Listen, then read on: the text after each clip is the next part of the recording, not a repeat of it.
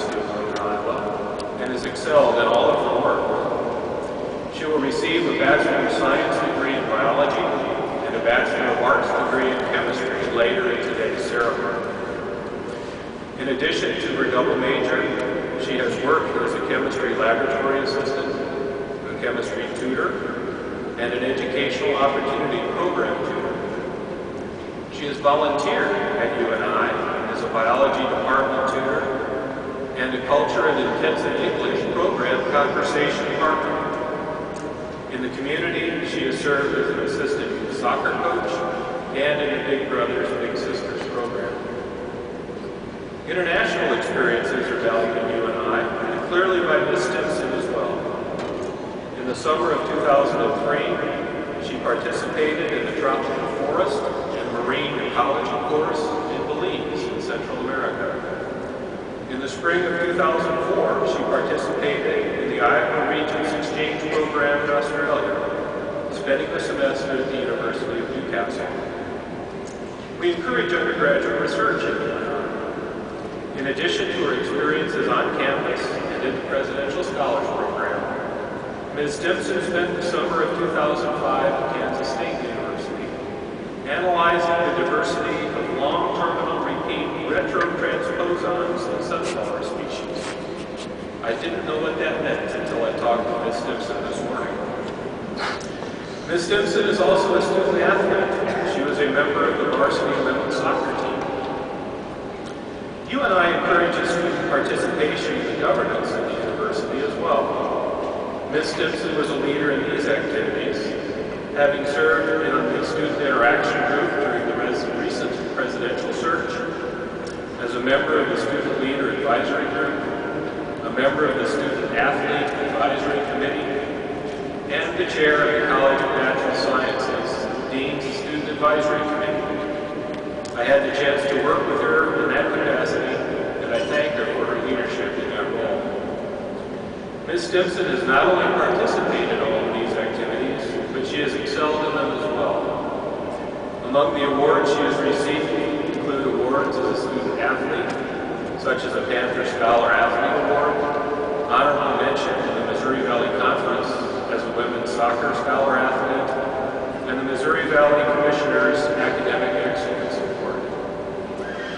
For her excellence in academics, she received the Purple and Gold Award in Biology and Chemistry, and departmental awards for outstanding students in biochemistry and in physical chemistry. Finally, for overall excellence as a student, she is the recipient of the College of Natural Sciences Dean Student Award. One of her instructors describes her as having outstanding critical thinking skills and creativity, intellectual sharpness, intensity, and dedication. These characteristics will continue to serve her well as she pursues doctoral work in genetics next year at Duke University. I'm eager to hear what Ms. Stimpson will share with us this morning.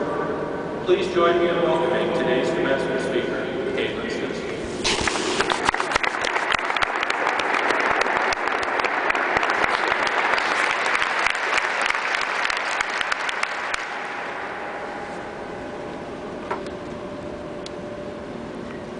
President, thank you, Dean Hack. Faculty, family and friends, graduates, are you curious? Of course you are.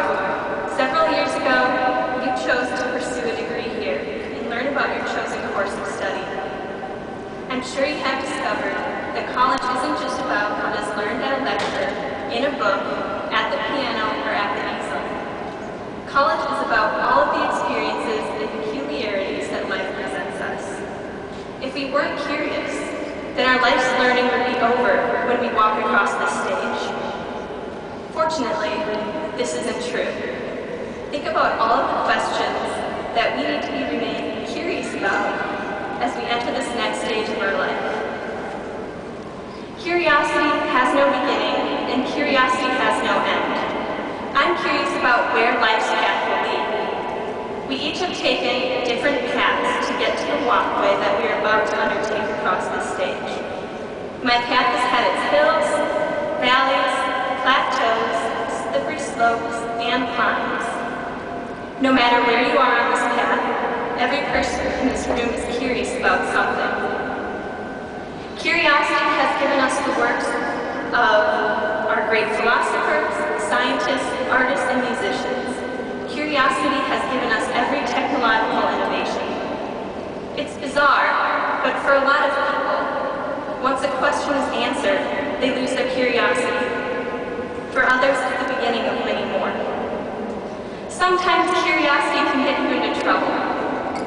Curious George gets into trouble in his stories. He lets animals out of pens, he flies from kites in the skies, he does everything that little kids want to do when they were little. As a child, I was curious whether my goldfish Bart preferred milk or Pepsi. I decided to pour both milk and Pepsi into Bart's fish tank. When Bart rolled over, I quickly came to the conclusion that my experiment was a failure. Clearly, I was quite curious when I was young. I used to catch butterflies in the field in our backyard, and then mount them on styrofoam board for display. Then, I would look up the species-related information and learn the specifics about the order Lepidoptera. My early curiosities may explain my current inclination for the sciences. Though all of you may not have been conducting science experiments on fish tanks or identifying butterfly species as children, I'm sure we shared some common curiosities. I was curious how a piano worked. What caused hiccups? Why did I get a headache when I ate ice cream too quickly? Why could you mix vinegar and baking soda together to make volcano lava at the science fairs? Curiosity has been a motivating force in President Koop's life, too. When he was a child, he often found himself in trouble because of his curiosity. President Koop said, "Curiosity has really defined my life for as long as I can remember. Even my first choice of career was in the sciences, which is nothing more than the codification of investigations of curious people.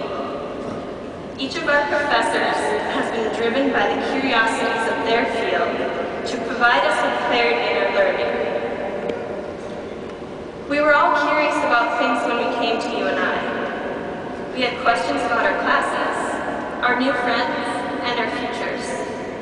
UNI has provided us with the opportunity to answer many unknowns on the path of life. Think about how life's curiosities have changed your life. But after 4 years at UNI, what curiosities do I still have? Today my questions, and I'm sure your questions, revolve around the future. I will be moving to North Carolina in a matter of weeks. I'm curious about what this is going to lead to. Will I complete my PhD? Will I be satisfied with the choices I have made? Will I make a difference in this world? But what about each of you? Take a moment to think about what you are curious about right now. When is this speech going to be over? Will I trip going across the stage? When is Kaitlin going to work in a quote from somebody famous? Of course, your questions are probably more complex than these. Eleanor Roosevelt, one of the most influential Americans of the 20th century, was quite curious. She was not a scientist, she was not a psychologist or a philosopher, but she understood people, and she said, "Life was meant to be lived. Curiosity must be kept alive. One must never, for whatever reason, turn his back on life." As children, we conquered our habitual boredom through curiosity. As college students, our curiosity was quenched through discovery in the classroom. As graduates, we need to renew the thirst for learning that was so everlasting during our childhood. Most importantly, graduates of 2006, we need to be curious about our future. Don't turn your back on your path. Stay curious throughout your life. Embrace your past and look inquisitively down the path that you're about to commence. Congratulations.